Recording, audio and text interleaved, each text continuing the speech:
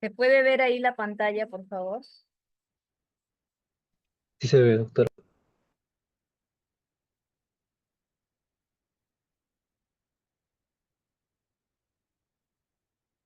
Puedo empezar, en todo caso, doctor, usted dirá.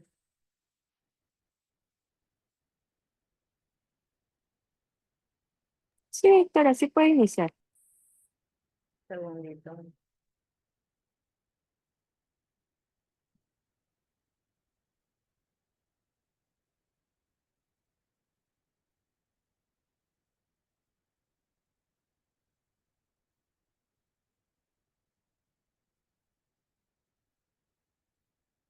Ratito, no sé qué pasó.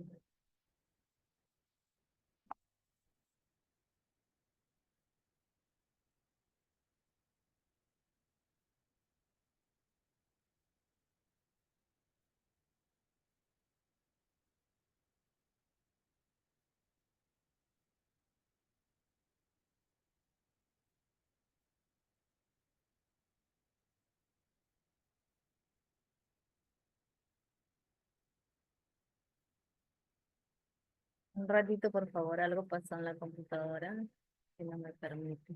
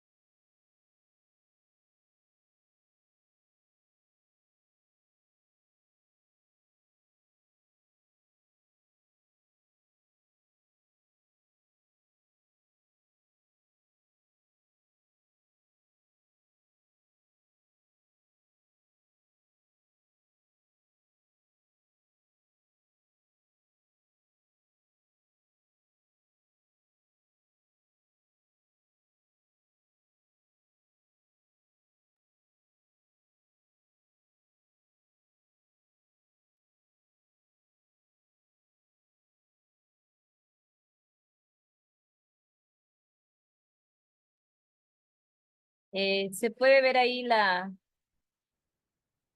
diapositiva?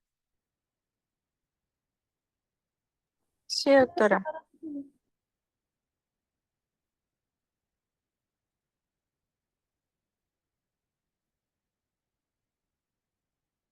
Bueno, buenas tardes con todos.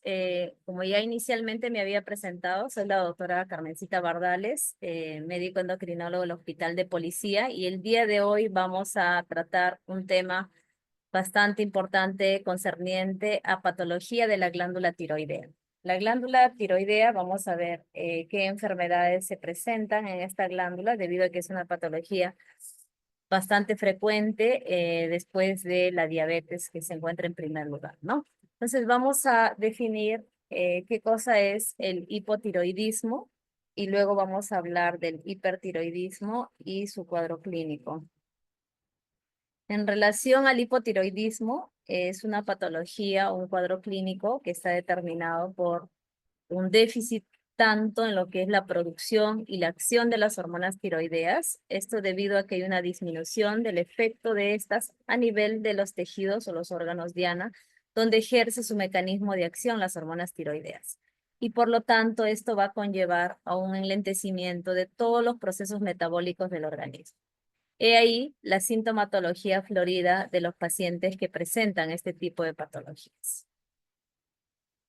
En relación a la definición de términos, vamos a ver que la patología hipotiroidea en los pacientes, de acuerdo al tiempo de evolución, de acuerdo al nivel de afectación y de acuerdo al grado de compromiso o severidad, tiene diferentes manifestaciones. En relación al tiempo, puede ser congénito o adquirido. En relación al nivel, puede ser primario, secundario o terciario central, engloba ese mismo término. En relación a la severidad, puede ser un hipotiroidismo primario franco, clínico, manifiesto, o puede ser un hipotiroidismo subclínico. Y en relación a la clínica y a la severidad, del cuadro, vamos a ver que los pacientes pueden tener algún grado de compromiso extremo de la función de la glándula tiroidea, llegando a presentar algún grado de hipotiroidismo severo, como el cretinismo, el mixedema, y los pacientes que se encuentran críticamente enfermos en el contexto de un síndrome conocido como síndrome del eutiroideo enfermo. Para hablar de la glándula tiroidea, vamos a recordar un poquito el eje de nuestros órganos implicados en el mecanismo de la regulación de las hormonas tiroideas. Dentro de estos vamos a tener a nuestro eje central el hipotálamo, en el cual se regula la hormona liberadora de tirotropina. Tenemos a la hipófisis y la glándula tiroidea en sí. En el hipotálamo tenemos dos núcleos importantes, el núcleo supraóptico y paraventricular, en los cuales van a albergar a la hormona liberadora de tirotropina. Esta, a través de efectos positivos, tiene un estímulo en la hipófisis, específicamente en la adenohipófisis o hipófisis anterior, que va a estimular a la hormona estimulante de la tiroides, y esta en sí va a estimular a la glándula tiroidea para la síntesis y secreción de las hormonas tiroideas. Este mecanismo de regulación es un mecanismo coordinado, es un mecanismo dinámico, en el cual al fallar cualquiera de estos estímulos en diferentes niveles va a generar un feedback negativo para retroalimentar y generar un equilibrio homeostático de las hormonas tiroideas. Es preciso informar que hay factores hipotalámicos inhibitorios de este mecanismo de regulación. Dentro de estos factores inhibitorios vamos a tener a diferentes hormonas como la dopamina, la noradrenalina, la serotonina, la somatostatina y los glucocorticoides. También es importante mencionar que la hormona estimulante de la tiroides es una hormona glucoproteica. Se produce básicamente en las células tirotropas y cumple diferentes funciones.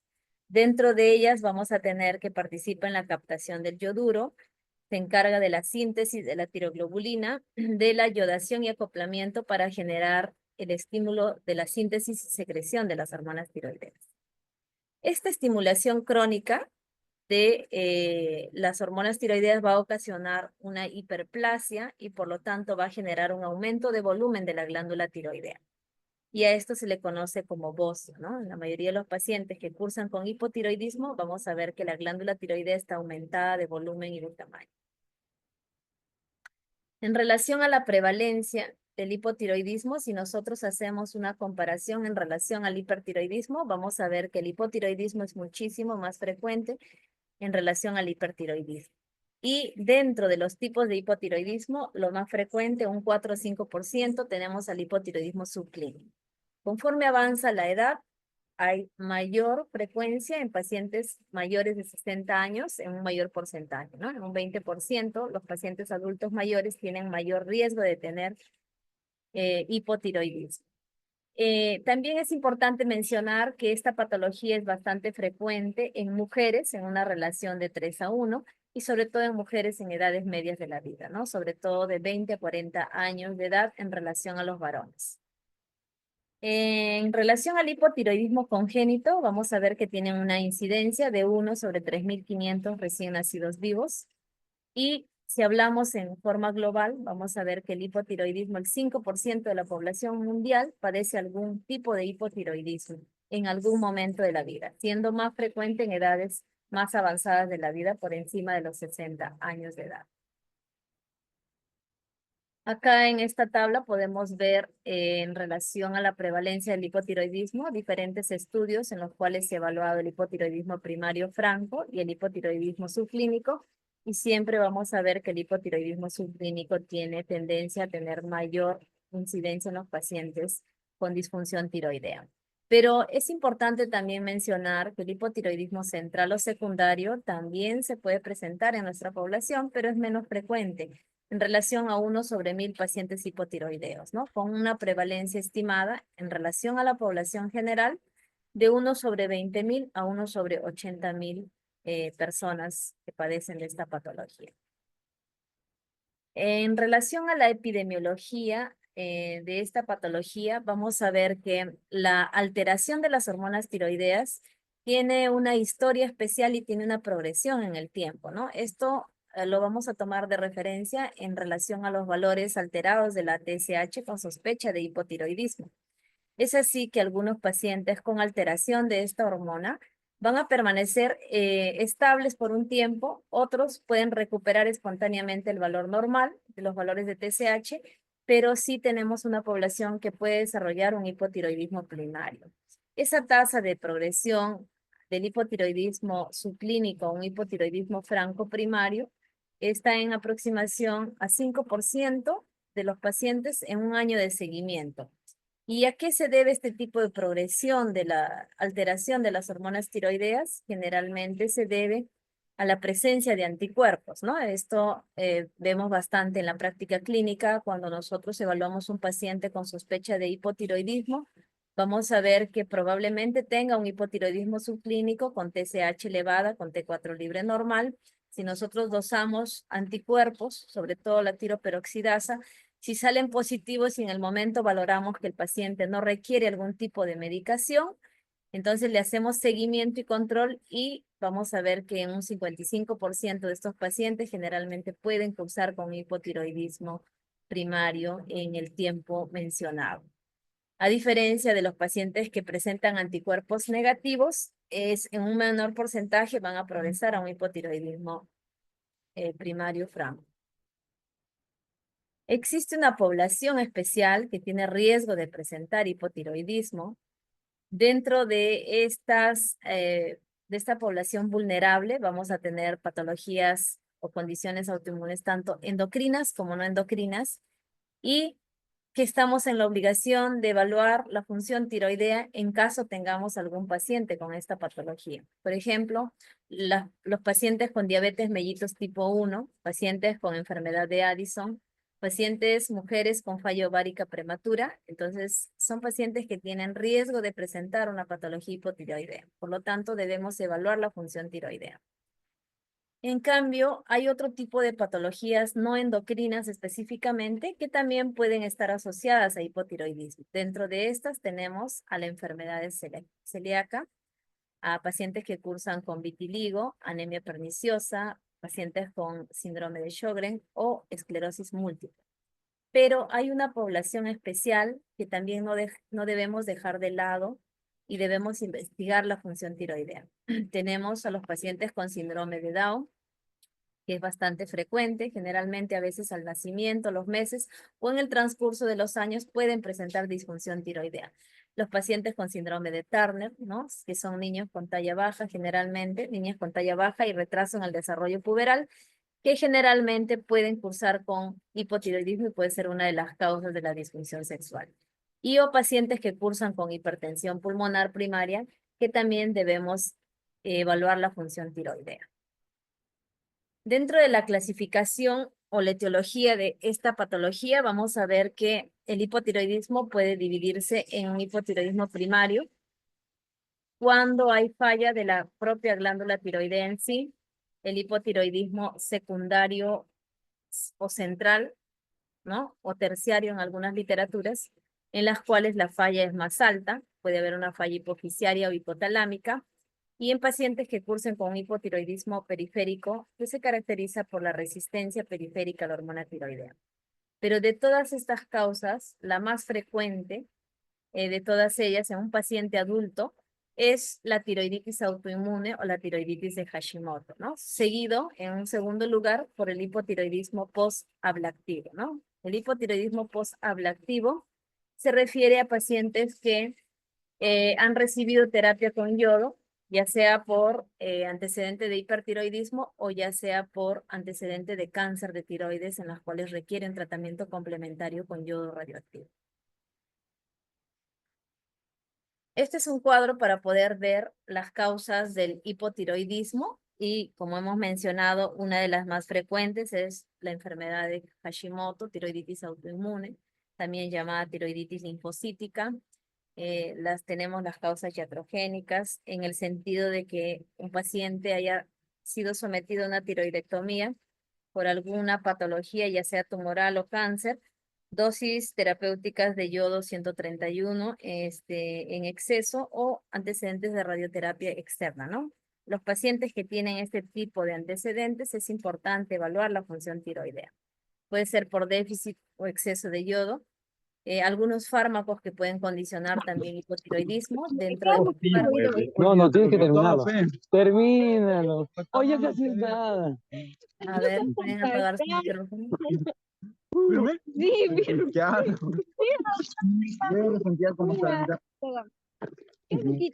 Pero es acabarlo, pues. Toca, mira. ¿Me escuchan? Toma todo. ¿Podrían apagar el micrófono, por favor? Dale un poquito. Dentro de las otras causas tenemos las enfermedades infiltrativas, como los problemas de sarcoidosis, amiloidosis, hemocromatosis, son enfermedades de depósito. El hipotiroidismo congénito, ya sea por alteraciones Oye, creo que no estamos. Oye, sí, termínatelo. en Ya en una. relación a las disgenesias tiroideas, agenesias, hipoplasias, ¿Cuánto valió? ectopias, ¿Cuándo te falta ver? o defectos en el Faltan dos transporte segundos, de yodo debido a mutaciones en Igual se lo está diferentes comiendo rápido. receptores como los Te falta un diferentes culo, ¿eh? genes de NIS o pendrina. La próxima encontramos transparente para que vean por ahí. Y el hipotiroidismo transitorio, que puede ser por una tiroiditis posparto, La carta, una sí, weón, tiroiditis puta. subaguda. Ya casi nada. Ya casi Puta, la nada. cagaste, weón. Tú fuiste que me Dale. no. Yo no tengo esas cartas. Ah, no, A él ver, lanzó la ¿podría carta. No, apagar ya, su pero así, micrófono, por como hombre, favor? como hombre. Ya casi no queda nada. Es solo el peso del este. El Ya hipotiroidismo notaste. secundario central, No hay queda nada. diferentes causas, como los tumores, ¿no? Bueno, Dentro de los bueno. tumores tenemos al Termina todo, diario, ya. angiomas, son frecuentes en niños, y los Vamos, disgerminomas Ale, son vamos, Ale. metástasis de algún otro órgano, ¿no? La O cirugía, sea, la es como un café con radioterapia, tequila, problemas como agua, lo vasculares, tomamos. Qué rico. enfermedades Grande, infiltrativas, Ale. Qué rico. Para la Mira, Pachamama, carajo. depositaria, o también puede ser de etiología Qué congénita. rico, qué rico. Y el hipotiroidismo periférico debido a la destrucción rápida de las hormonas tiroideas, debido a que hay alteraciones en diferentes Oye, ¿hay receptores, alguna manera en que esto te pase más como rápido? por ejemplo ocurre en pacientes que cursan con grandes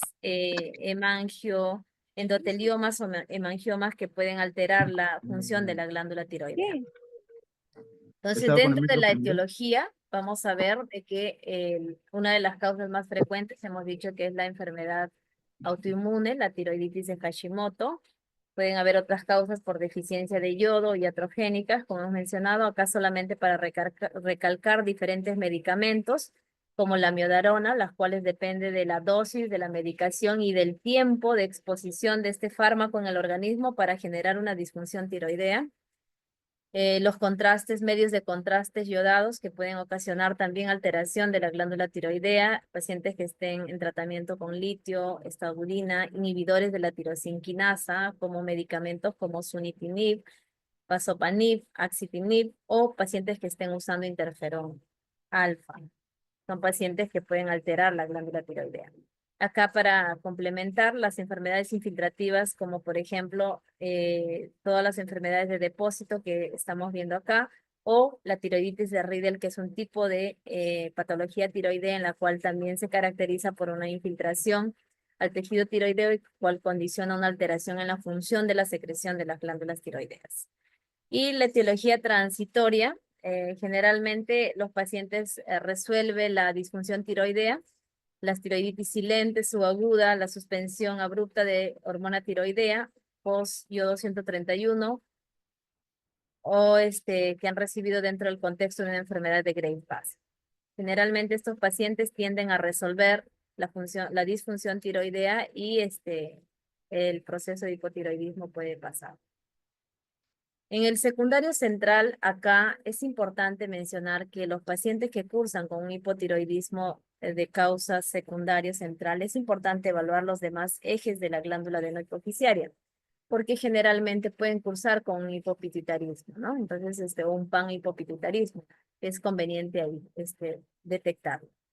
Existe deficiencia aislada de la TSH o enfermedades hipotalámicas que generalmente son en un menor porcentaje, menos del 1% del hipotiroidismo, pero es preciso de todas maneras tenerlo en cuenta.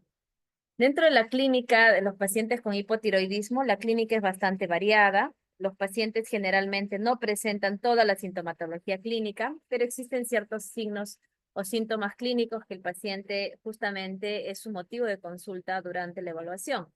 Por ejemplo, los pacientes presentan intolerancia al frío, presentan astenia, agotamiento, cansancio, estreñimiento, hay una disminución en la concentración, hay caída de cabello, artralgias, ¿no? Los pacientes tienen mialgias, tienen hipoactividad, labilidad emocional, que es justamente uno de los signos clínicos, uno de los síntomas clínicos que hace consultar a otras especialidades. Son pacientes que lloran por cualquier motivo, pueden cursar con depresión, que también es un motivo de consulta de los pacientes en psiquiatría. Les dan tratamiento y generalmente no mejora la sintomatología en relación a esta enfermedad, hasta que se detecta que tienen hipotiroidismo. La ganancia de peso generalmente va desde un 3 a 10% del peso total. La piel generalmente es una piel seca, fría. Hay disminución de la vascularidad periférica, es por eso que tienen frialdad los pacientes. Las uñas generalmente están quebradizas, delgadas. El cabello es seco, sin brillo, pajizo. La voz de los pacientes, algunos pacientes con hipotiroidismo crónico, es una voz ronca, debido a que hay una alteración a nivel de la epiglotis, ¿no? Hipertensión arterial, sobre todo la presión diastólica. Galactorrea en algunos pacientes, hay trastornos del ciclo menstrual, hipermenorrea, polimenorrea, los reflejos osteotendinosos, sobre todo el reflejo en la fase de relajación, generalmente se encuentra lento. Y también pueden cursar con anemia. La anemia generalmente es microcítica, hipocrómica, en algunos casos carencial. Pueden presentar hipercolesterolemia. Un signo importante en algunos pacientes es la caída de la colita de la ceja. A esto se le denomina madarosis, ¿no? Y en algunos pacientes tienen un tinte carotinémico de la piel debido también a este tipo de alteraciones. De todos estos síntomas, vamos a ver que hay algunos que tienen mayor reporte en relación a la frecuencia que otros. La piel seca, la intolerancia al frío, la piel áspera, algunos pueden cursar con edema periorbitario, edema de las manos, de los pies. La frecuencia cardíaca generalmente es lenta, presentan bradicardia, llegando incluso en algunos pacientes a hacer un diagnóstico diferencial con descarte de bloqueos. La sudoración es escasa debido a que las glándulas sudoríparas están afectadas. El peso, hay alteración en el peso, algunos pueden cursar con parestesias, hormigueos, constipación, movimientos lentos, pensamiento lento, y en algunos pacientes pueden cursar hasta con disfonía. Acá podemos ver un paciente, diferentes pacientes con algunos signos clínicos de hipotiroidismo. Hay un niñito en la parte central con hipotiroidismo extremo, cretinismo, en la cual se puede evidenciar los signos clínicos, una marcada macroglosia, una piel aparentemente seca, seria, una mirada seria, una hernia umbilical que podemos ver, y también probablemente cursan con talla baja. En relación a la piel seca, media cartonada en algunos pacientes se debe a que hay un acúmulo de ácido hialurónico. Esto genera un tipo de edema llamado edema mucinoso o mixedema, en la cual es un paciente que no, cuando se examina, la piel se encuentra engrosada, dura, pero no deja fobia al examinar este tipo de alteraciones. Pacientes pueden cursar con caída de cabello, alopecias frontales, por ejemplo, edemas periorbitarios, depresión, aumento de peso. En algunos pacientes que tienen predisposición a presentar obesidad, alteración de la propia glándula tiroidea, ¿no? Como bocio, pueden ser bocios nodulares, multinodulares, y un síndrome del túnel carpiano que también algunos pacientes lo van a manifestar en la consulta. Dentro de los paraclínicos que se presentan en los pacientes con hipotiroidismo, vamos a ver que hay una alteración en el perfil lipídico. El paciente puede cursar con alteración de los electrolitos, como hiponatremia, cursan con hiperprolactinemia, con hiperhomocisteinemia, anemia y con hipoglicemia, ¿no? Entonces es preciso evaluar todos estos parámetros para poder dar un tratamiento adecuado y corregir todas estas alteraciones que produce el hipotiroidismo. ¿Cómo se hace el diagnóstico en un paciente con hipotiroidismo? Para el diagnóstico es primordial la clínica del paciente, el interrogatorio, la anamnesis. Luego de tener la alta sospecha de hipotiroidismo, vamos a solicitar las hormonas tiroideas. cómo se encuentran las hormonas tiroideas en un paciente con hipotiroidismo. Si es un paciente que cursa con hipotiroidismo primario, las hormonas tiroideas, la TSH está incrementada con una T4 libre baja. Ahí tenemos los rangos de referencia del laboratorio de TSH. Y la T4 libre está por debajo del rango de referencia de 0,2 a 2,9. Entonces, los valores de las hormonas tiroideas en un paciente con un hipotiroidismo subclínico, tenemos que la TSH se encuentra por encima del rango con valores de T3 y T4 dentro de rangos normales. Y cuando se sospecha de un hipotiroidismo central, secundario o terciario en algunos casos, cuando la TSH se encuentra por debajo de rangos normales con hormonas tiroideas de T4 y T3 también por debajo del rango normal. Dentro de estas evaluaciones, en la anamnesis, cuando uno hace a un paciente, debería también consignar el uso de medicamentos, porque hemos visto que hay ciertos fármacos que pueden alterar las hormonas tiroideas. Por ejemplo, un paciente que tenga el antecedente de haber usado estos medicamentos como glucocorticoides, dopamina, dobutamina, puede cursar con valores de TSH por debajo de lo normal, con valores de T3 y T4 dentro de rangos normales.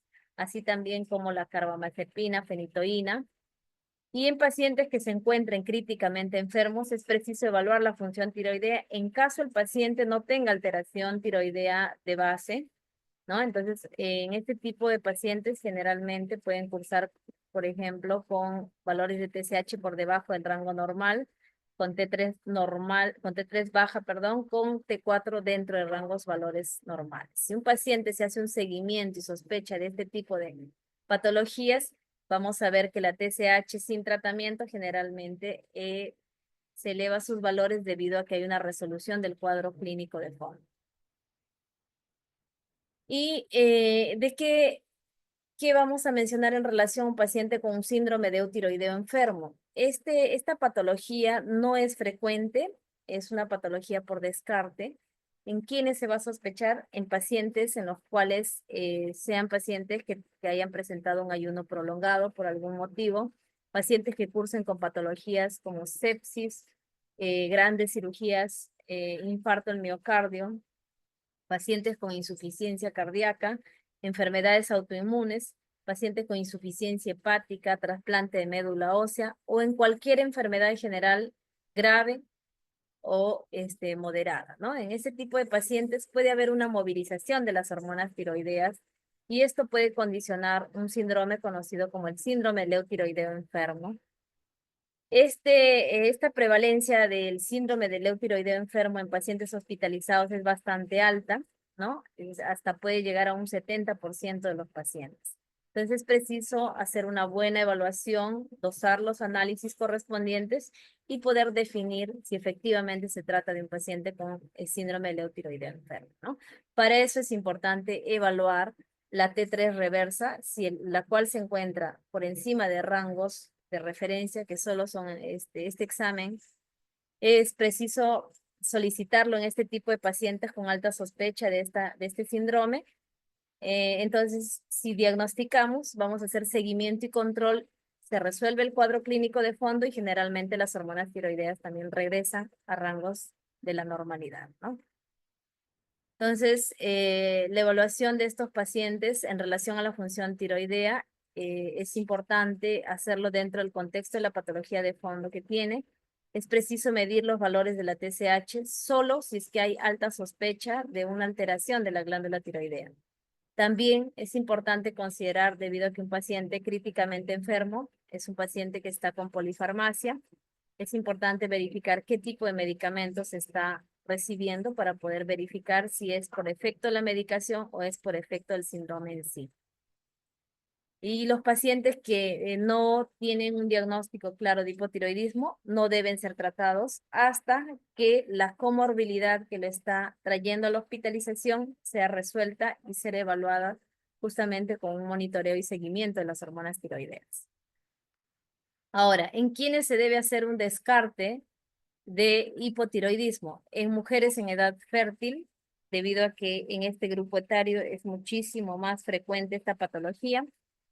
Es en adultos más de 50, 60 años de edad, en neonatos con sospecha de hipotiroidismo. En realidad, todos los pacientes se hace un tamizaje de hipotiroidismo, un tamizaje neonatal, siempre y cuando se tenga la sospecha de que, o se tenga el antecedente de que la mamá tiene un antecedente de hipotiroidismo, sobre todo si es de causa autoinmune, en las cuales hay anormalidades en la palpación de la glándula tiroidea, ¿no? Como por ejemplo encontramos un bocio, el examen clínico, se debe evaluar la función tiroidea. En mujeres embarazadas es importante, en pacientes diabéticos tipo 1, antecedentes patológicos o familiares de enfermedades tiroideas, sobre todo familiares en primer grado y segundo grado, o pacientes que cursan con alguna alteración cardíaca como fibrilación auricular, es preciso evaluar la función tiroidea. Este es un algoritmo diagnóstico para poder definir si un paciente está con hipotiroidismo. Es preciso de inicio buscar los signos y síntomas sugestivos de hipotiroidismo y posteriormente medir los valores de TSH, ¿no? Si los valores se encuentran alterados, elevados por encima del rango de referencia, medir la T4 libre. Si se encuentra baja, estamos ante un hipotiroidismo primario.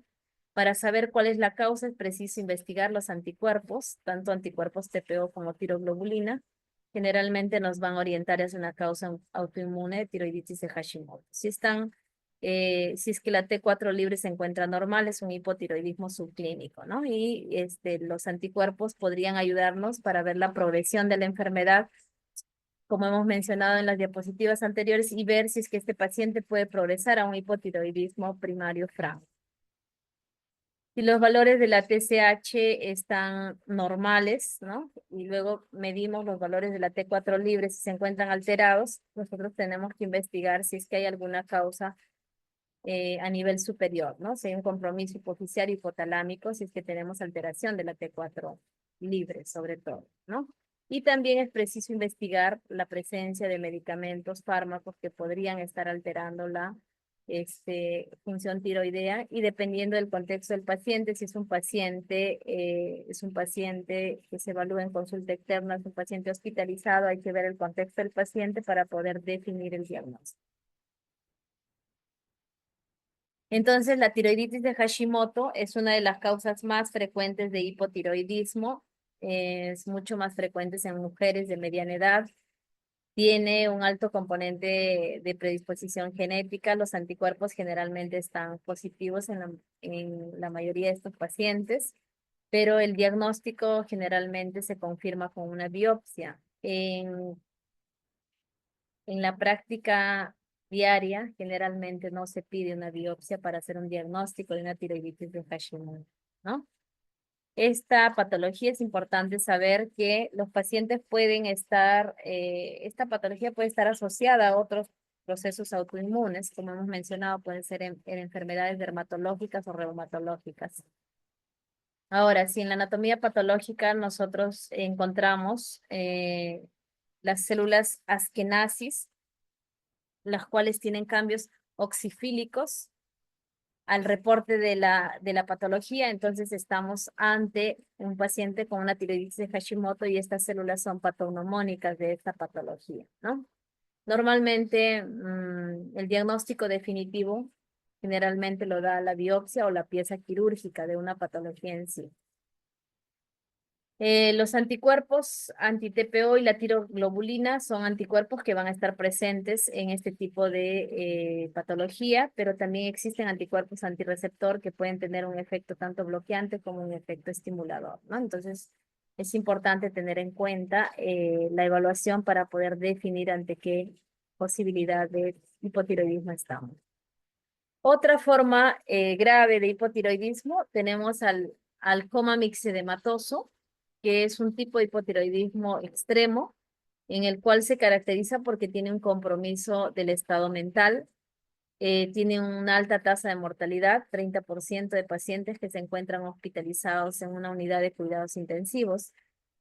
Y el paciente con coma mixedematoso tiene factores de mal pronóstico, ¿no? Por ejemplo, hay una alteración en la temperatura, hipotermia menos de 35 grados, cursan con una bradicardia marcada, frecuencia cardíaca menos de 40. La edad es un factor de riesgo. Mientras más avanzada la edad, más riesgo de estas complicaciones por las comorbilidades que presenta. y también la hipotensión menos de 90/60. Todos estos factores de mal pronóstico predisponen al riesgo alto de mortalidad en este tipo de pacientes. Un paciente con coma mixedematoso es preciso buscar la causa que lo desencadenó. Dentro de ellas las infecciones son las más frecuentes, sobre todo la sepsis, la enfermedad cardiopulmonar, hay alteraciones hidroelectrolíticas, como hemos visto, un paciente con hipotiroidismo puede cursar con hiponatremia. Hay alteraciones en relación a hay temperaturas extremas, sobre todo los pacientes que cursan con coma mixedematoso son pacientes que según la literatura menciona que en los climas extremos, como en el frío, ¿no? Los pacientes pueden tener más riesgo de presentar un coma mixedematoso en caso tenga las condiciones de desarrollar el paciente. ¿Cuál es el tratamiento para este tipo de patología? El tratamiento es la hormona tiroidea, que debe darse en la vía de administración endovenosa, levotiroxina de 200 a 300 microgramos en una carga de endovenosa, luego seguido de 100 a 200 microgramos de levotiroxina al día hasta que el paciente tolere la vía oral. Pero es importante mencionar que los pacientes con coma mixedematoso tienen riesgo de hacer una insuficiencia suprarrenal aguda. Por lo tanto, es importante administrar glucocorticoides como la hidrocortisona a dosis de estrés, ¿no? De 100 miligramos endovenoso cada 8 horas. No contamos en nuestro medio con levotiroxina endovenosa, así que si nuestro paciente se encuentra críticamente enfermo y no se puede usar la vía oral, tenemos que usar una sonda nasogástrica o también la vía rectal, ¿no? Que se ha podido administrar en algunos pacientes que por algún motivo no se puede utilizar la vía oral. Y también es preciso controlar todas las comorbilidades que tenga el paciente, ¿no? Si es una paciente diabética, hipertensa, es preciso también controlar estas patologías para evitar la exacerbación del cuadro. Existen situaciones especiales de hipotiroidismo, por ejemplo, en el embarazo. La paciente con hipotiroidismo en el embarazo y no tratado, no controlado, tiene riesgo de preeclampsia, anemia, hemorragia postparto, disfunción ventricular, riesgo de aborto espontáneo, bajo peso al nacer. Y también, como sabemos, la hormona tiroidea participa en el desarrollo del sistema nervioso central, tiene el riesgo de presentar anormalidades en el desarrollo cerebral, ¿no?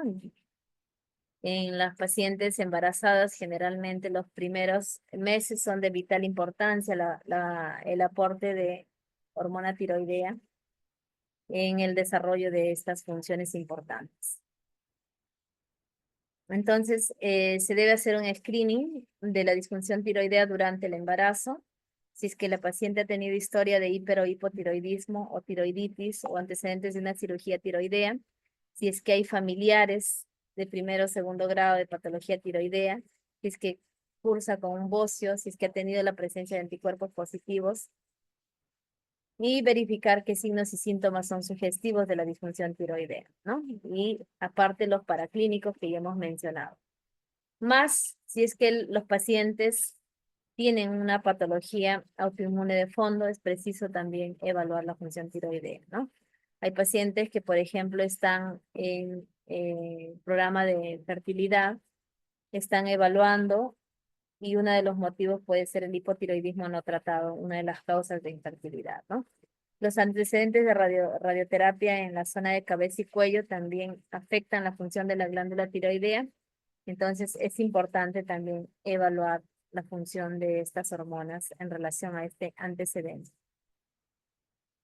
En el hipotiroidismo y el embarazo es importante el monitoreo de la hormona TSH antes del embarazo y en cada trimestre del embarazo. También es preciso mencionar que la hormona tiroidea durante el embarazo es un medicamento bastante seguro, incluso durante el embarazo y la lactancia, ¿no? Y los controles deben ser tanto con TSH y T4 libre en cada trimestre del embarazo, dependiendo de cómo estén los controles de estas hormonas. Es recomendable durante los periodos del embarazo, según la Guía Americana de Tiroides, en el primer trimestre mantener unos valores de TSH entre 0.1 a 2.5, en el segundo trimestre entre 0.2 y 3, Y al igual que en el tercer trimestre, de 0.3 a 3 miliunidades por litro de monitoreo de la TSH, ¿no? Para lograr un aporte adecuado a las hormonas tiroideas al feto.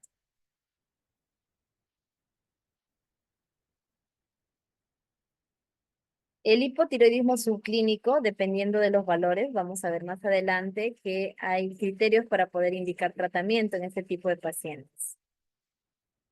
Acá esta es una tablita para ver los valores de la TSH según diferentes estudios y en relación a los estadios del embarazo, ¿no? Las metas de control, como hemos visto, en cada trimestre del embarazo está por debajo de los rangos de referencia normal para lograr un mejor aporte de hormonas tiroideas al feto. La Asociación Americana de Tiroides, la guía ATA, recomienda que hay que considerar tratamiento con hormona tiroidea en mujeres en edad reproductiva con TSH normal, pero si están gestando o planean gestación, incluyendo la reproducción asistida en el futuro inmediato o tienen o han tenido anticuerpos positivos, especialmente si es que tienen un antecedente de mala historia obstétrica. ¿Qué quiere decir esto? Si es que una mujer en edad fértil está planeando tener embarazo, ¿no? Y nosotros dosamos sus hormonas tiroideas y encontramos que la TSH se encuentra en el límite normal 4.9, por ejemplo, y ella planea embarazo, la guía recomienda que se debe ajustar la dosis de la medicación o se debe iniciar tratamiento siempre y cuando la paciente esté en el programa de reproducción asistida o tenga anticuerpos positivos, ¿no? Para lograr mayor chance de ovulación y mejor aporte de hormonas tiroideas al producto. El hipotiroidismo subclínico es una condición en la cual los valores de la TSH se encuentran por encima de 10. El paciente puede cursar con bocio, anticuerpos positivos, puede cursar con paraclínicos como hipercolesterolemia, infertilidad. Hay indicaciones relativas de iniciar tratamiento si tiene hiperprolactinemia leve idiopática de causa no filiada o el paciente cursa con depresión, ¿no? Entonces, generalmente se debe dar tratamiento si es que la TSH se encuentra más de 10 y presenta alguna sintomatología y viendo cuál es el objetivo del tratamiento en este tipo de pacientes. El hipotiroidismo congénito es una de las causas más frecuentes de retraso mental prevenibles. La incidencia 1 sobre 2.500 a 4.000 recién nacidos vivos. El 85% de los casos generalmente son esporádicos, el resto son hereditarios. Y la causa más frecuente de hipotiroidismo congénito de manera permanente es la disgenesia tiroidea, ¿no? Esta alteración en la morfología de la glándula tiroidea se presenta bajo 3 formas, como ectopia tiroidea, aplasia tiroidea o hipoplasia tiroidea, la cual no permite cumplir su función de la síntesis y secreción de las hormonas tiroideas. Por lo tanto, nosotros vamos a tener un paciente con la madre, una gestación prolongada, va a cursar con ictericia persistente, con edema, con hipoactividad, ¿no? Y en el postnatal, generalmente el pequeño, el bebé, el producto sale, tiene un crecimiento lento, tiene dificultad para alimentarse, tiene hipoactividad, mixedema y hay retardo en el desarrollo de manera global.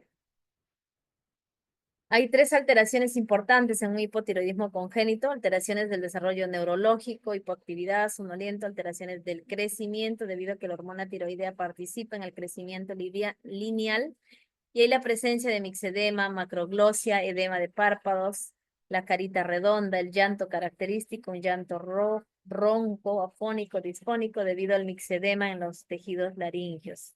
La piel, una piel reseca, descamativa y una piel gruesa cartonada. Los signos del hipotiroidismo generalmente se van a desarrollar a partir de la primera semana, pero no van a ser evidentes hasta el segundo o tercer mes, ¿no? Y por eso es preciso detectarlo a tiempo porque los daños pueden ser realmente irreversibles en este tipo de pacientes que cursan con hipotiroidismo congénito. Otro de los signos clínicos a tener en cuenta en un paciente con hipotiroidismo congénito es la fontanela posterior es bastante amplia, no se cierra con facilidad, tienen un ruido nasal característico, cursan con hernia umbilical, macroglosia, estreñimiento, hipotonía. problemas en la alimentación, tienen dificultad para lactar, poca fuerza para succionar el pezón, el pelo general, el pelo ralo, quebradizo, débil, pueden cursar con vómitos y bradicardia en relación a los síntomas de hipotiroidismo congénito. ¿En quiénes se debe hacer el screening? ¿En qué momento? Entre el segundo o tercer día de vida, sobre todo de pacientes o hijos de madres con una disfunción tiroidea autoinmune, ¿no? Entonces, en ellos estamos en obligación de poder descartar un hipotiroidismo neonatal o congénito. ¿Cuándo se tiene la sospecha? Cuando el nivel de la TSH está por encima de 20, por lo tanto es importante verificar esta alteración y de inmediato iniciar el tratamiento para evitar los daños, sobre todo al sistema nervioso central. El diagnóstico diferencial en este tipo de patologías son las tiroiditis ectópicas linguales o submandibulares o el quiste de tirogloso, ¿no? Para eso es importante evaluar, examinar con una ecografía para verificar si la glándula tiroidea no se encuentra en el sitio habitual o tiene una ectopia de esta y es lo que está condicionando el hipotiroidismo congénito. El cretinismo es otro tipo de hipotiroidismo en el cual se caracteriza por presentar una alteración del sistema nervioso central, retardo mental severo, alteraciones del crecimiento, alteraciones de las proporciones corporales. Hay alteración de las hormonas tiroideas y generalmente tienen una edad ósea demasiado retrasada debido a que hay una disgenesia epifisiaria, ¿no? Por lo tanto, son niños con talla baja.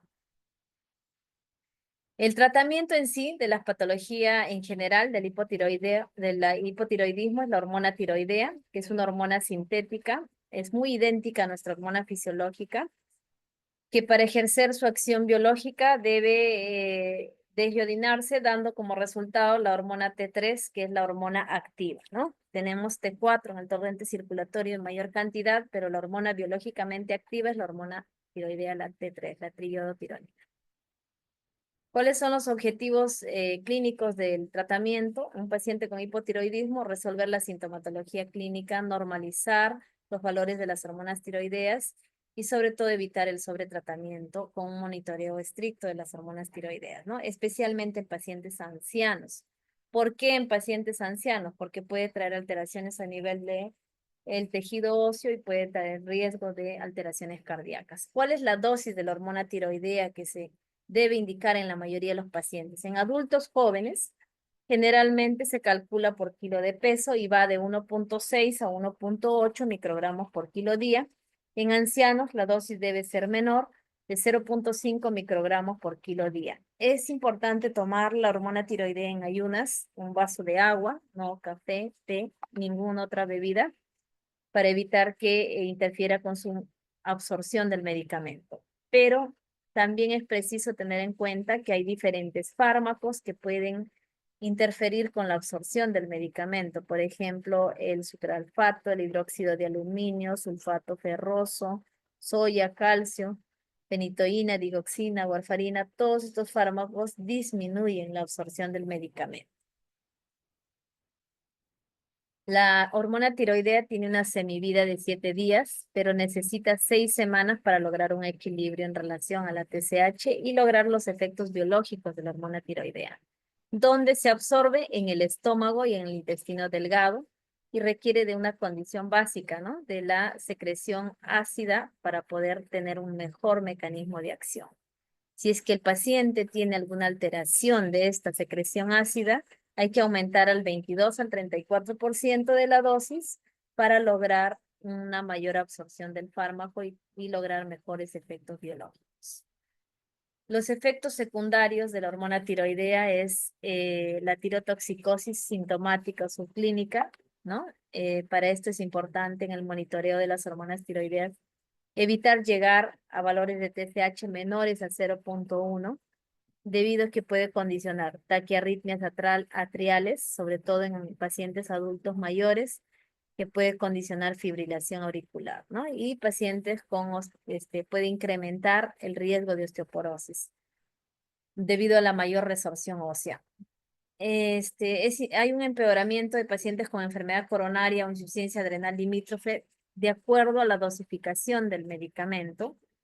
Y en pacientes posmenopáusicas también es preciso medir los valores de TSH para evitar una mayor aceleración de la resorción del tejido óseo y evitar mayor riesgo de osteoporosis. Algunos pacientes pueden cursar con alopecia transitoria y dependiendo de la dosis, algunos pacientes pueden cursar con sintomatología simpático-mimética, ¿no? Taquicardia, ansiedad, nerviosismo. El tratamiento en sí con la hormona tiroidea se debe monitorizar dependiendo la condición clínica del paciente. Los anticuerpos son importantes debido a que nos va a definir la etiología de la enfermedad y dependiendo de la condición clínica del paciente, generalmente se debe hacer una evaluación de los pacientes de 2 a 12 semanas, dependiendo cuál sea el objetivo del tratamiento. Si es un paciente que se va a operar, generalmente el monitoreo es mucho más cercano, ¿no? Si son pacientes, la dosis de la medicación también se debe regular de acuerdo a la evolución del tratamiento. Y es preciso también investigar la clínica del paciente durante el tratamiento para poder corregir la dosis de la medicación y evitar los efectos adversos del fármaco. Las metas del tratamiento: restaurar el estado eutiroideo del paciente, mejorar la clínica y en algunos casos, si el paciente presenta bocio, generalmente disminuir el tamaño de este tipo de patología. También otro aspecto importante en relación al hipotiroidismo subclínico, dependiendo si es que se decide o no tratar al paciente con hipotiroidismo subclínico, evaluando las comorbilidades que presenta, es preciso mencionar que la hormona tiroidea también puede normalizar los valores de dislipidemia y también puede reducir la mortalidad cardiovascular, ¿no? Por eso es que cada paciente se debe evaluar para definir si requiere o no requiere tratamiento en caso al hipotiroidismo subclínico. El hipotiroidismo primario, de todas maneras, requiere medicación. Los beneficios del tratamiento es que vamos a lograr normalizar las hormonas tiroideas, vamos a corregir el perfil lipídico, vamos a reducir el riesgo cardiovascular y sobre todo es importante el monitoreo de las hormonas tiroideas, debido a que los pacientes pueden cursar con reacciones adversas que puede condicionar otro tipo de alteraciones cardíacas, de mineralización ósea o aumentar el riesgo de mortalidad dependiendo de la evolución del paciente. Eso es en relación al hipotiroidismo. ¿Hasta ahí alguna pregunta?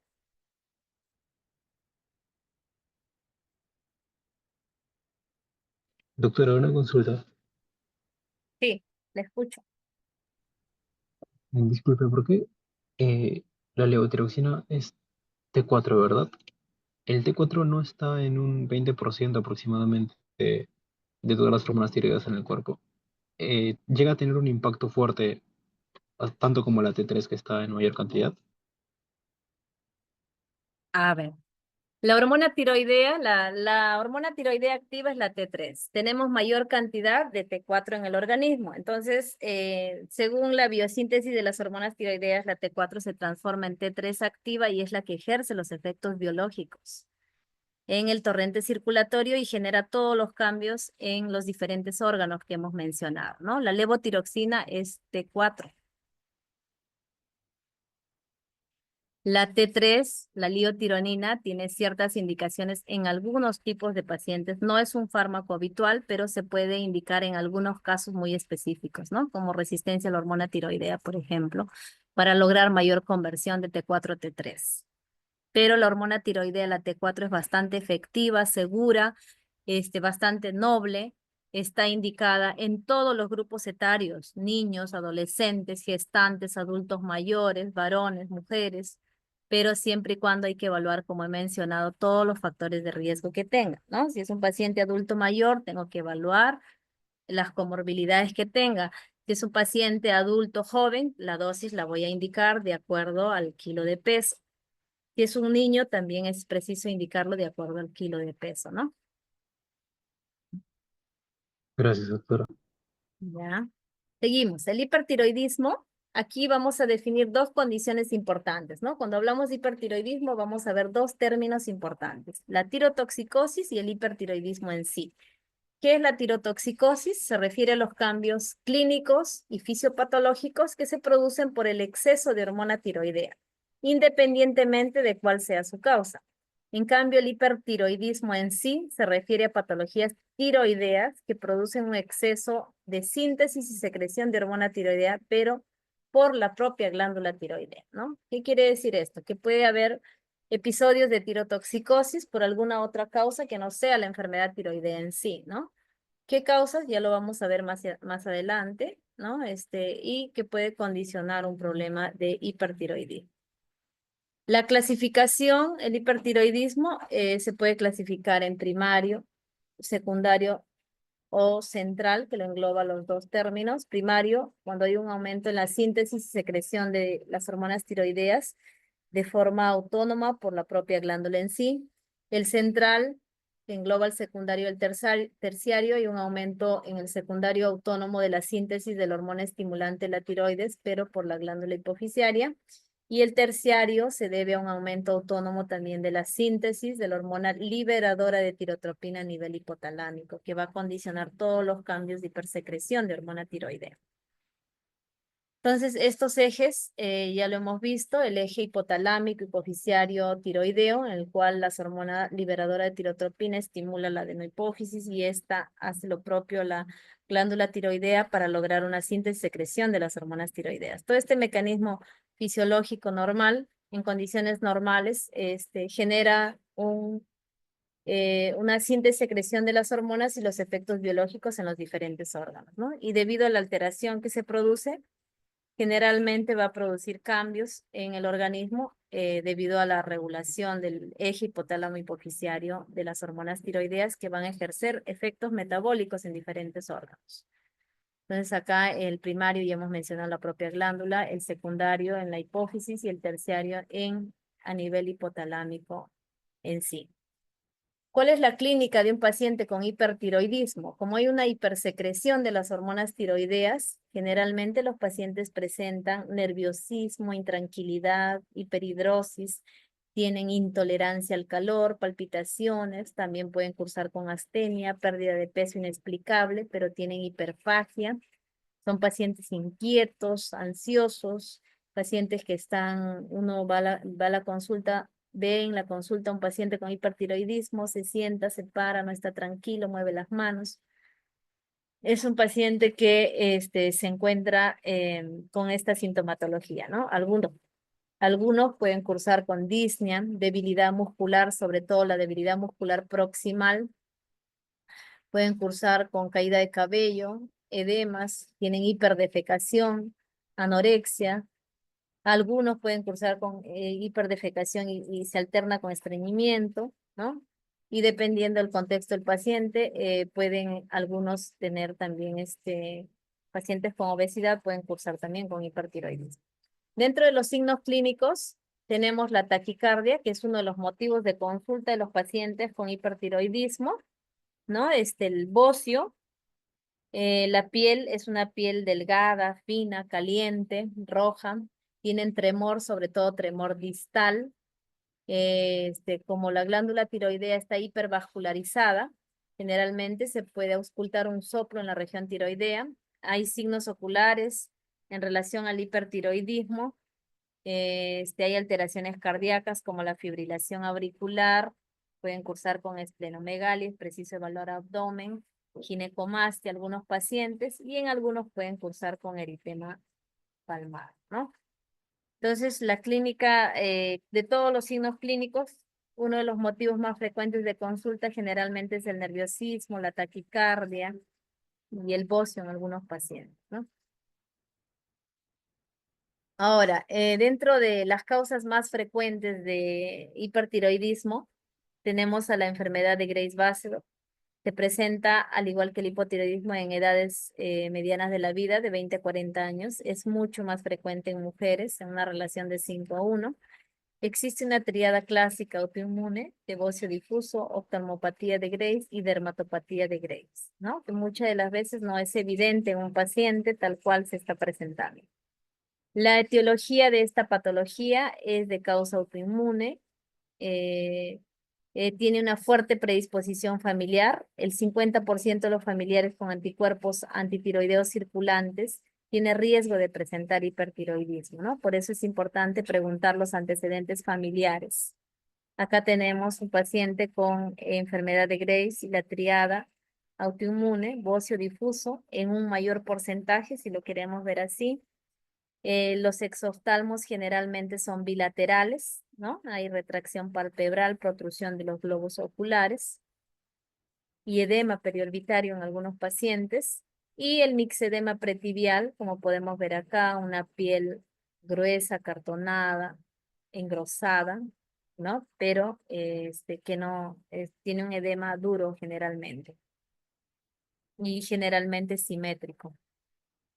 En relación a la enfermedad de Graves, en relación a la patogénesis, los linfocitos T realmente se sensibilizan a los antígenos tiroideos y estos van a estimular a los linfocitos B para poder generar mayor síntesis de anticuerpos contra los antígenos.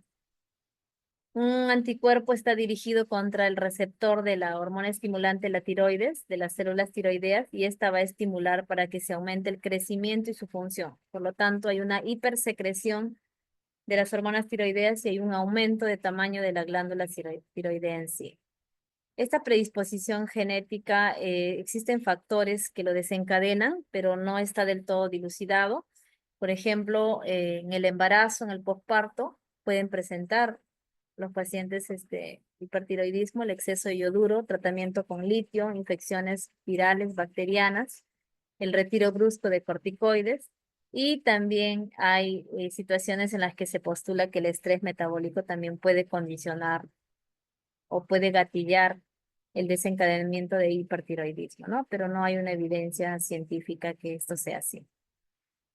En relación al cuadro clínico, los signos y síntomas del hipertiroidismo, vamos a tener los pacientes con hipertiroidismo generalmente cursan con bocio, con intolerancia al calor, exoftalmos, hipertensión, ¿no? Pueden cursar también con tremor, sobre todo tremor distal, cursan con hiperdefecación. Los pacientes hay una exaltación de los reflejos tendinosos. El paciente tiene hiperfagia, adelgaza inexplicablemente de peso, ¿no? Y hay que buscar los signos de autoinmunidad, como hemos dicho, ¿no? Los signos de autoinmunidad, los exoftalmos, el edema pretibial y el bocio que generalmente la mayoría de los pacientes pueden presentar. El diagnóstico es clínico y vamos a verificar con las hormonas tiroideas. Generalmente las hormonas tiroideas, la TSH se encuentra suprimida o por debajo del valor normal con niveles altos de hormona tiroidea. Los anticuerpos son importantes para definir la etiología autoinmune de esta patología, ¿no? Pero los anticuerpos contra el receptor de la TSH o el anticuerpo, la inmunoglobulina estimulante de la tiroides son más específicos de la enfermedad de Graves-Basedow.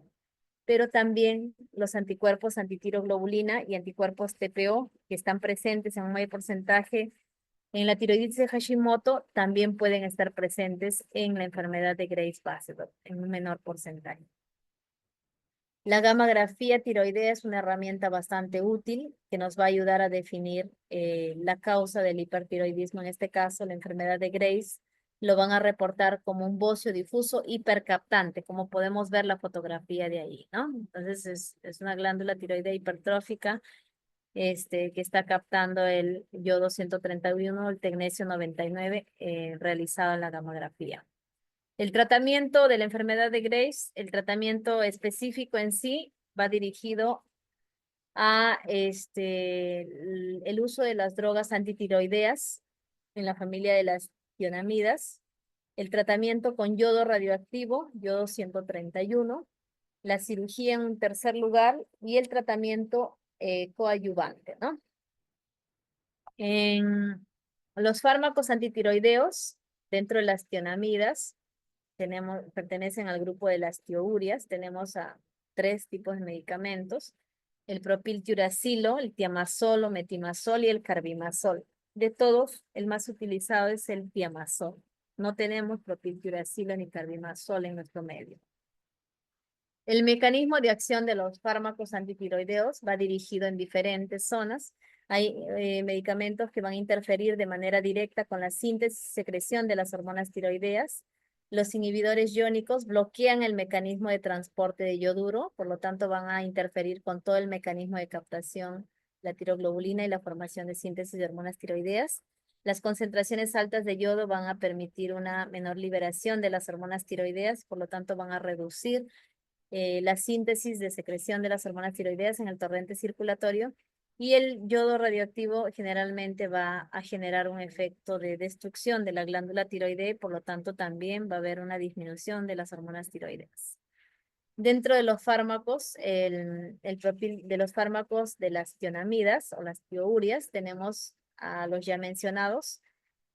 Solamente para recalcar acá que el propiltiuracilo, como pasa en menos frecuencia la barrera placentaria, está indicado en pacientes gestantes, ¿no? El metimazol, en relación al propiltiuracilo, tiene un tiempo de vida media un poco más corto en relación al propiltiuracilo. Inhibe en más del 90% la síntesis de las hormonas tiroideas en relación al propiltiuracilo, que es un 60%. ¿No? Entonces, y la administración es dependiendo de la severidad del paciente. Y otro punto importante en relación a estos fármacos, en relación a los antitiroideos, el metimazol usado durante la gestación puede generar alteraciones, al igual que el propiltiuracilo, pero una de las alteraciones o reacciones adversas más temibles en el uso de estos fármacos es la agranulocitosis, que se puede presentar en un paciente que se encuentra en tratamiento entre los 2 a 3 meses de inicio de tratamiento, ¿no? Esto genera una disminución en relación a las defensas y puede condicionar un tratamiento en una unidad de cuidados intensivos para poder restaurar este tipo de complicaciones que presenta este fármaco. El yoduro reduce la vascularidad de la glándula tiroidea y endurece la consistencia de esta, y por lo tanto va a frenar la respuesta de la TSH y va a disminuir la síntesis y secreción de las hormonas tiroideas. Dentro de las soluciones o presentaciones de este fármaco, tenemos dentro de las más usadas y más conocidas, tenemos la solución de Lugol, que es un preparado galénico, que se prepara al 5% de yodo y el 10% de yoduro potásico. La dosis va de 3 a 4 o 5 gotas cada 6 o cada 8 horas, dependiendo la severidad del cuadro del hipertiroidismo. Dentro de las reacciones agudas de hipersensibilidad de este fármaco usado, el paciente puede presentar angioedema o edema de glotis, hemorragias cutáneas o púrpura trombocitopénica, ¿no? Disminución de las plaquetas. Por eso es importante estar monitorizando los efectos en relación al uso de este medicamento. El yodo radioactivo es un medicamento que lo indica medicina nuclear. El yodo 131, ¿qué mecanismo tiene? Penetra las células tiroideas, dañándolas o destruyéndolas y evitando por ende la producción de las hormonas tiroideas. La dosis va a depender del tamaño de la glándula tiroidea. Dentro de los efectos adversos de este medicamento puede producir molestias gastrointestinales, ¿no? Y está contraindicado en pacientes embarazadas, ¿no? El yodo radioactivo no se puede dar en mujeres embarazadas. Ahora, las mujeres en edad fértil deben esperar por lo menos de 6 a 12 meses para lograr salir embarazadas, ¿no? Debido a que el efecto radiactivo del yodo puede afectar al producto y puede condicionar algún grado de hipotiroidismo, ¿no? Y dentro de los medicamentos coayudantes para el hipertiroidismo, vamos a tener los beta bloqueadores que van a ayudar a reducir la sintomatología en este tipo de pacientes. Este fármaco se debe usar al inicio del tratamiento de un paciente hasta la normalización de las hormonas tiroideas, dependiendo del tratamiento que reciba, ya sea tionamidas o yodo radioactivo o la cirugía, ¿no? Entonces, el tratamiento con estos medicamentos van a acompañar al tratamiento específico en sí. Dentro de las tiroiditis, vamos a tener a 2 causas grandes importantes, las tiroiditis no dolorosas y las dolorosas. Dentro de las Ahí está, acá, perdón. Esto se ha corrido de acá. Solo acá para mencionar que hay algunos pacientes con hipertiroidismo que pueden cursar con tiroiditis, ¿no? En este tipo de pacientes es preciso evaluar la causa de la tiroiditis y ver si es que requiere un tratamiento específico o no. Las tiroiditis pueden ser agudas o subagudas que pueden condicionar hipertiroidismo. Entonces, si son agudas, pueden ser de causa viral. Si son subagudas de causa viral, si son agudas, pueden ser de causa bacteriana y generalmente van a requerir un tratamiento antibiótico específico. Los fármacos que están asociados a problemas de tirotoxicosis, como hemos mencionado, la miodarona, para producir su efecto tarda meses a años, el litio también generalmente más de un año, el interferón alfa, meses para producir una disfunción de la glándula tiroidea, la interleuquina 2 también tarda meses en producir una disfunción. ¿Qué les quiero explicar con este cuadrito? Que los pacientes que están recibiendo diferentes fármacos, como los acá mencionados, se debe evaluar la función tiroidea no al inicio del tratamiento, sino por lo menos en 6 meses a un año de recibir el medicamento para ver si es que hay una disfunción tiroidea. Otras formas de hipertiroidismo tenemos la hashitoxicosis.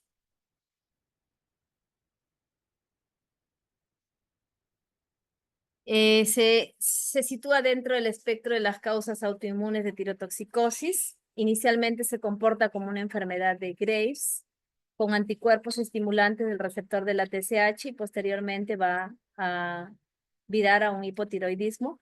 Esto se debe a que hay una infiltración linfocítica crónica glandular similar a la enfermedad de tiroiditis de Hashimoto, ¿no? Entonces es preciso evaluar el curso de la enfermedad. El adenoma tóxico o enfermedad de Plumber es la causa más frecuente de hipertiroidismo en pacientes adultos mayores. Es un adenoma funcional secretor tanto de T3 y T4. He ahí la hipersecreción de estas hormonas circulantes que condicionan la sintomatología. Los pacientes van a cursar con taquicardia, intolerancia al calor. Hay una alteración de las hormonas tiroideas compatible con hipertiroidismo. Y en los estudios gamagráficos vamos a ver que en la gamografía hay un nódulo caliente, hipersecretor, y que va a suprimir el tejido sano, ¿no? Generalmente es un nódulo autónomo tóxico. ¿Cuál es el tratamiento en este tipo de pacientes? El tratamiento es con yodo 131.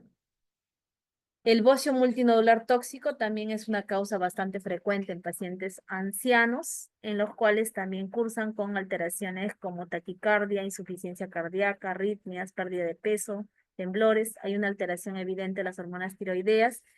¿Y qué es lo que nos da el diagnóstico? La gamografía tiroidea nos va a reportar nódulos funcionales múltiples, tóxicos, y el tratamiento también es la terapia con yodo 131.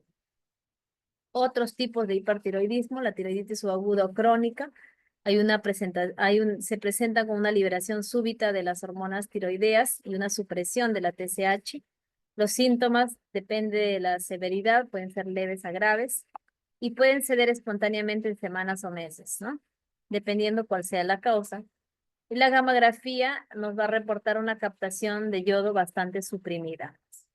La tirotoxicosis artificial es la ingesta de grandes cantidades de hormona tiroidea que van a suprimir la TSH. Pueden cursar con síntomas de tirotoxicosis, taquicardia, ansiedad, nerviosismo. La gamografía generalmente va a salir suprimida. Y el tratamiento generalmente va dirigido a la sintomatología que presenta el paciente, ¿no? Los beta bloqueadores.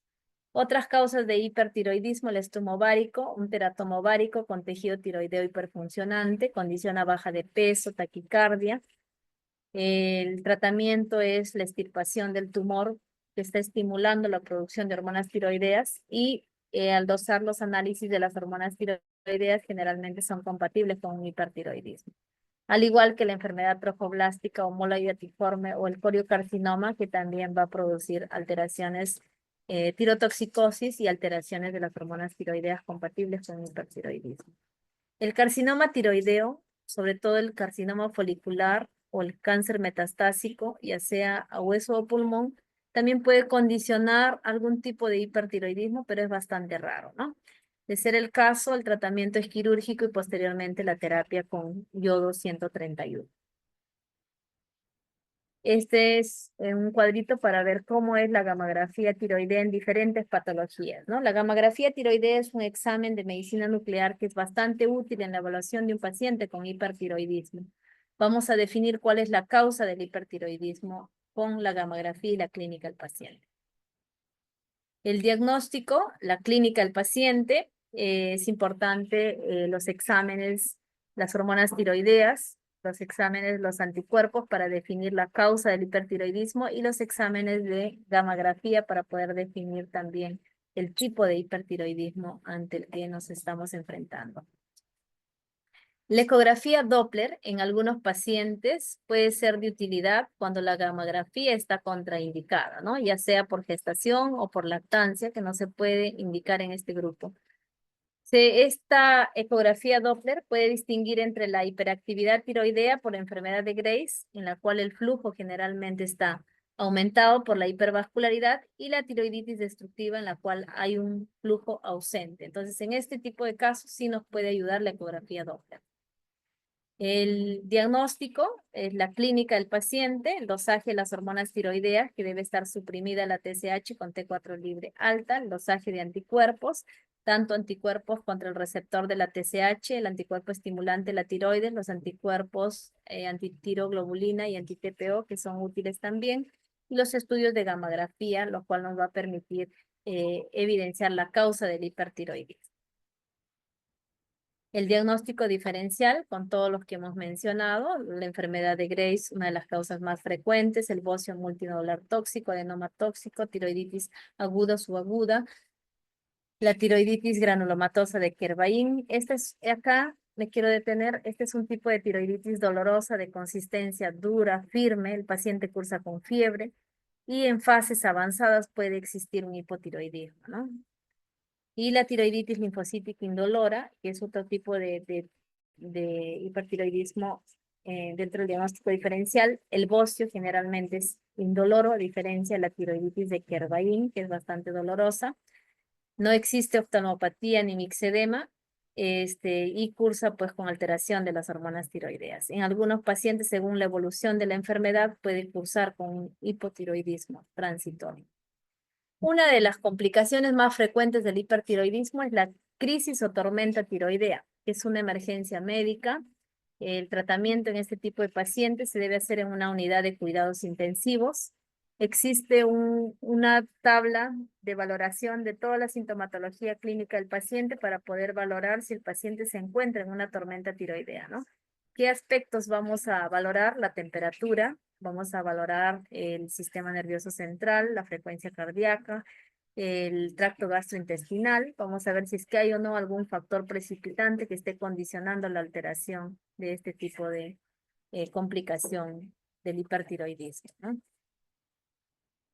Acá podemos ver, por ejemplo, los puntajes que están definidos de acuerdo a lo que presenta el paciente. Vamos catalogando de acuerdo a la temperatura. Si el paciente cursa con temperaturas más de 40, un puntaje de 30. Si es que cursa con frecuencia cardíaca, por ejemplo, más de 130, 20, más de 140, 25.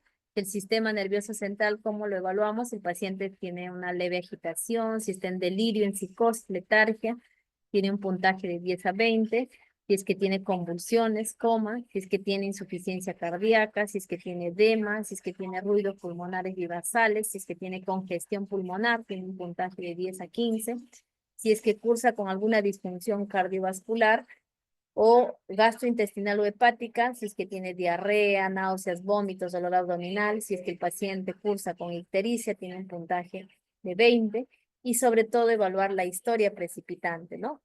¿A qué se refiere la historia precipitante? Si el paciente, por ejemplo, ha cursado con hipertiroidismo y abandonó el tratamiento, entonces probablemente esa sea la causa, el abandono del tratamiento que esté condicionando la tormenta tiroidea.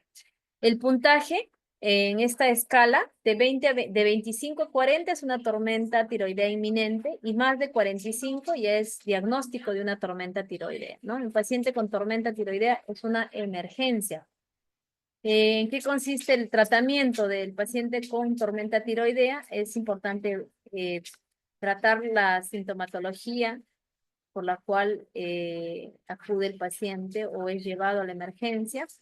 con beta bloqueadores en dosis mencionadas, el control de la síntesis y secreción de las hormonas tiroideas con fármacos como las tionamidas, metimazol o propiltiuracilo, o medicamentos yodados como el ácido iopanoico, el yoduro, la solución de Lugol que hemos mencionado, en algunos casos el carbonato de litio.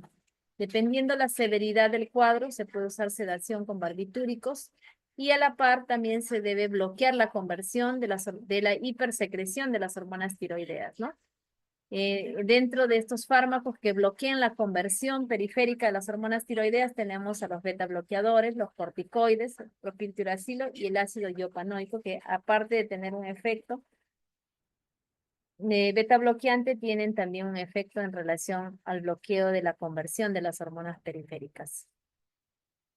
El tratamiento, la terapia para mejorar el aclaramiento de la hormona tiroidea en caso los anteriores no hayan sido efectivos, tenemos, por ejemplo, el aclaramiento sanguíneo. Si un paciente no controla con los medicamentos mencionados, el paciente puede ir a hemodiálisis, hemoperfusión o plasmaféresis para lograr disminuir esta hipersecreción de hormonas tiroideas.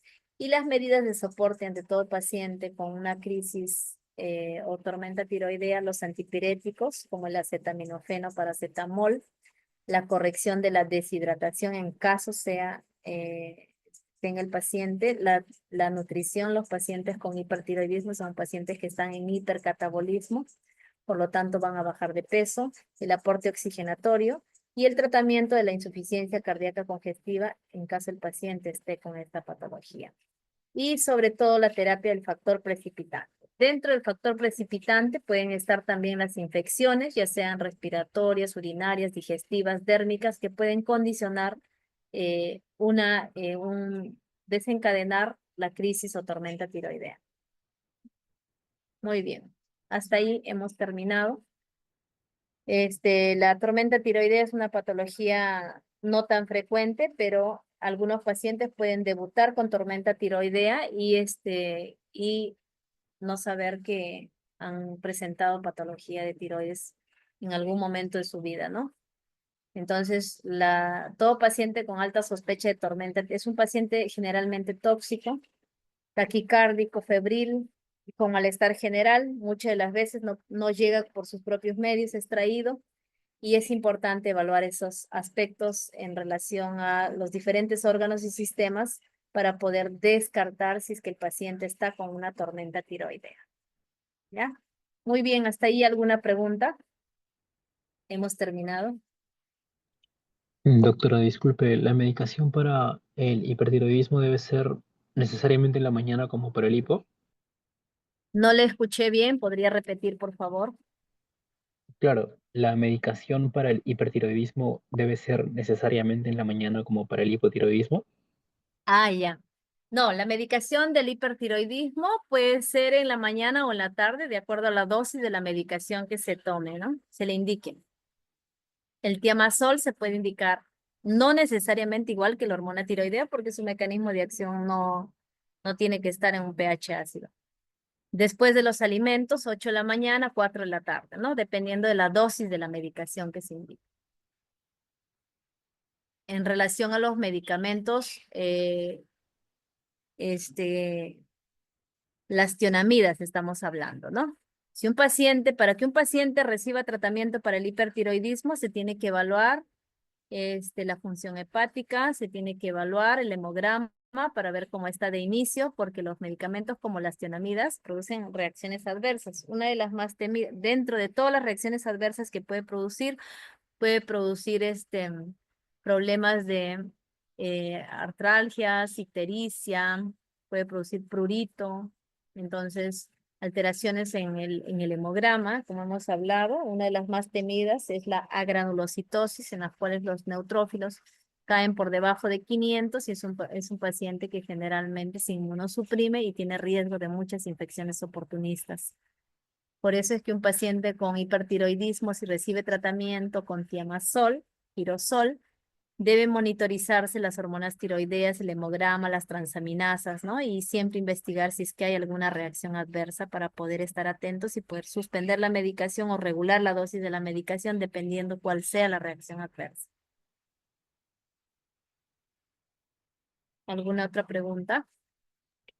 Doctora, y para terminar, ¿por qué es necesario dar la medicación en la mañana en el hipotiroidismo? ¿Del hipertiroidismo? En el ¿Por qué hipotiroidismo, doctora. del hipotiroidismo? En Ujú. ayunas, porque Sí, necesita tener un pH ácido el estómago. Cuando uno está en ayunas, el pH del estómago está un pH menos de 7. Y la hormona tiroidea tiene un mejor mecanismo de acción en ese pH.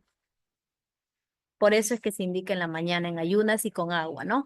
No con leche porque lo inactiva. Los productos lácteos, como hemos mencionado, los inhibidores de bomba de protones también inactivan a la hormona tiroidea, ¿no? En vez de ser efectiva en un 100% la hormona tiroidea, de repente tomándolo con leche o con cualquiera de los componentes que les he mencionado, la hormona tiroidea es efectiva en un 50%. Y si es efectiva en un 50%, no va a normalizar los valores de la TSH y el paciente va a tener mayor sintomatología clínica. Entonces, no estamos dando un tratamiento adecuado, ¿no?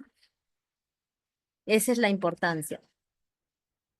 Se absorbe en el duodeno y requiere de ese mecanismo de un pH ácido para poder tener un mejor mecanismo de acción. gracias, doctora. Ujú. ¿Alguna otra pregunta?